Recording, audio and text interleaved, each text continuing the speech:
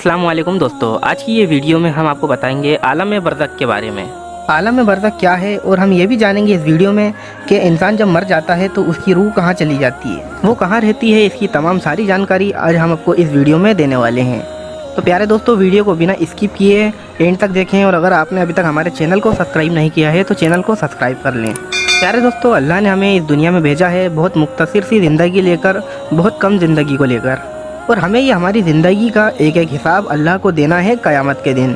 हमारा हिसाब किताब हमारी ज़िंदगी के मुताबिक रहेगा, हमारे अमालों के मुताबिक रहेगा। हमने किस तरह दुनिया में ज़िंदगी गुजारी है और क्या नेक काम किए और कितने गुनाह किए, इसका सारा हिसाब किताब हमें अल्लाह को देना है। दोस्तों, जब हम इस दुनिया से इंतकाल कर जाते हैं और हमारे रिश्तेदार, दोस्त, अहबाब हमें कब्र के अंदर छोड़ आते हैं दफनाकर, तो मुर्दा कब्र के अंदर रिश्तेदारों के, दोस्तों के वापस लौट जाने के कदमों की आहट को सुनता है और उसके बाद उसकी कब्र में दो फरिश्ते आते हैं। वो दो फरिश्तों का नाम होता है मुनकर नकीर। ये वो फरिश्ते होते हैं जो मुर्दे से सवाल जवाब करने के लिए कब्र के अंदर आते हैं। ये फरिश्ते सवाल जवाब वाले फरिश्ते रहते हैं। ये कब्र के अंदर आकर मुर्दे को उठा के बैठा लेते हैं और उससे 3 सवाल करते हैं। ये उससे पहला सवाल करते हैं, तेरा रब कौन है। अब किसी के मानने ना मानने से कोई वास्ता तो नहीं है, रब तो सबका अल्लाह ही है। जो उसे मानता है वो उसे भी रिस्क देता है और जो उसे नहीं मानता वो उसको भी रिस्क देता है।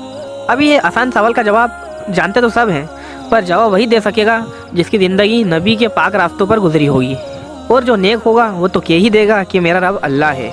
और अब दूसरा सवाल फरिश्तों का मुर्दे से ये है कि तेरा दीन कौन सा है।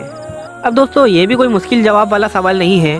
इसका जवाब ये है कि मेरा दीन इस्लाम है और मैं इस्लाम को ही अपना दीन मानता हूँ। अब इसका जवाब भी वही दे सकेगा जिसकी ज़िंदगी नेक रास्तों पे गुजरी होगी। और अब आखिरी और तीसरा सवाल फरिश्तों का मुर्दे से ये है कि तेरा नबी कौन है। दोस्तों, अब ये भी कोई ज़्यादा मुश्किल सवाल नहीं है। इसका भी आसान जवाब ये है, मेरे नबी हैं हुजूर पाक सल्लल्लाहु अलैहि वसल्लम, सुभान अल्लाह। और अब इसका भी जवाब वही दे पाएगा जिसने वाकई अपनी ज़िंदगी नबी के मुबारक रास्तों पर गुजारी हो, नबी को दिल से माना हो। इसके बाद दोस्तों, रूह आलम बरज़ख में चली जाती है, जो मौत और क़यामत के बाद उठाए जाने वाली ज़िंदगी के बीच का पर्दा है। मरने के बाद आलम बरज़ख में इंसानों की रूह उनके अमालों के मुताबिक रहती है।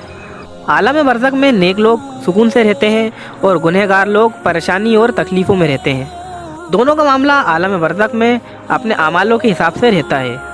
हर मरने वाले की रूह मौत के बाद आलम बरज़ख में ही क़याम करती है और ये रूहें क़यामत के उठाए जाने वाले दिन तक आलम बरज़ख में ही रहेंगी।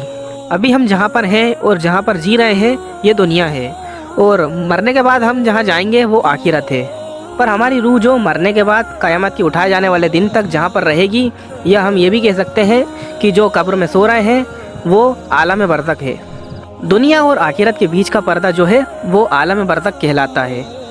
बरज़ख कहते हैं इंसान की ज़िंदगी और मौत के बीच का पर्दा, जो इंसान की ज़िंदगी ख़त्म होने के बाद कायम होता है, उसे बरज़ख कहा जाता है। और इसे हम रूहों की दुनिया भी कह सकते हैं।